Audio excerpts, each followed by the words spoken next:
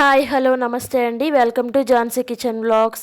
ఈరోజు నేను మీకు ఒక మంచి వీడియో చూపించబోతున్నానండి. అదేంటంటే బెండకాయ పులుసు చేయబోతున్నానండి. నేను ఇప్పుడు ముందుగా బెండకాయ పులుసు కోసం ఒక గిన్నెలో తాలింపు పెట్టుకుని దాంట్లో ఉల్లిపాయలు అలాగే టమాటాలు వేసి బాగా మగ్గనివ్వాలి.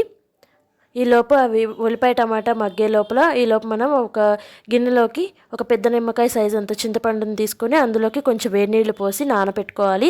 తర్వాత మనం ఒక పావు కిలో బెండకాయల్ని 2 అంగుళాల పొడవుతో అలా కట్ చేసి నేను వీడియోలో చూపిస్తున్నాను కదండి, ఆ విధంగా కట్ చేసి పెట్టుకోవాలి. చూడండి, ఇప్పుడు మనకి ఒక 5 మినిట్స్ అయింది. లోపల మనకి ఉల్లిపాయ అలాగే టమాటా చక్కగా మగ్గిపోయాయి. ఇప్పుడు ఇందులోకి బెండకాయ ముక్కల్ని కూడా వేసేస్తున్నాను. ఇప్పుడు ఒక 5 నిమిషాల్లో ఇవి కూడా చక్కగా మనకి మగ్గిపోతాయి. ఇప్పుడు ఒకసారి కలపెట్టేసేసి మనం దీనిపైన ఒక 5 నిమిషాలు మూత పెట్టేసి ఉంచితే చూడండి మనకి మగ్గుతున్నాయి బాగా. ఇప్పుడు గెంటితో ఒక్కసారి చెక్ చేద్దాము మనకి మగ్గిందో లేదో. చూడండి చక్కగా మగ్గిపోయి చేత్తో ఇలా ఒక్కసారి ఇలా అంటే మెత్తగా అయిపోయింది కదండి. ఇప్పుడు మనకి బెండకాయ మగ్గిపోయింది. ఇప్పుడు ఇందులోకి మనం ముందుగా చింతపండు నానబెట్టుకున్నాం కదండి, ఆ చింతపండు నుంచి రసం తీసాను. ఈ రసాన్ని ఇందులోకి వేసేస్తున్నాను. నాకైతే ఎక్కువ అయిద్దేమో అనిపించి కొంచెం ఆపానండి.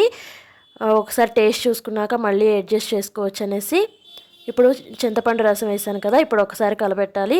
ఇందులో కొంచెం పసుపు అలాగే ఇంగువను కూడా వేసాను. ఇప్పుడు ఇందులోకి ఒక 2 గ్లాసుల నీళ్లు పోసి అలాగే పులుసుకు సరిపడా సాల్ట్ని యాడ్ చేయాలి. తర్వాత కారం మన రుచికి సరిపడా యాడ్ చేయాలి.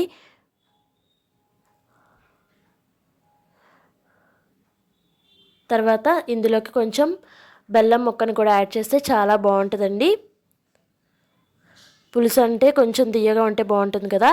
ఇవి బెల్లం కరిగే లోపల నేను ఒక 2 స్పూన్ల శనగపిండిని తీసుకొని అందులో కొంచెం నీళ్లు పోసుకొని జారుగా కలుపుకుంటున్నానండి. ఇప్పుడు ఇందులోకి నేను ధనియాలు జీలకర్ర పొడి వేసాను 1 స్పూన్, టేస్ట్ బాగుంటుందనేసి. ఇప్పుడు బాగా మరిగింది కదండి పులుసు.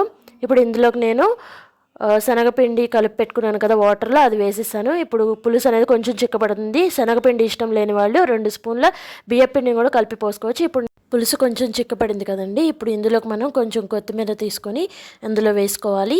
ఇప్పుడు కొంచెం మరిగినాక మనం సర్వింగ్ బౌల్లోకి తీసేసుకోవడమేనండి. చూసారా బెండకాయ పులుసు ఎంత చక్కగా ఉందో. కమ్మనే బెండకాయ పులుసు రెడీ అయిపోయిందండి. మీ అందరు కూడా ఈ రెసిపీ ట్రై చేసి రెసిపీ ఎలా వచ్చిందో నాకు కామెంట్ బాక్స్లో కామెంట్ చేయండి. ఈ రెసిపీ మీ అందరికీ నచ్చింది అనుకుంటున్నాను.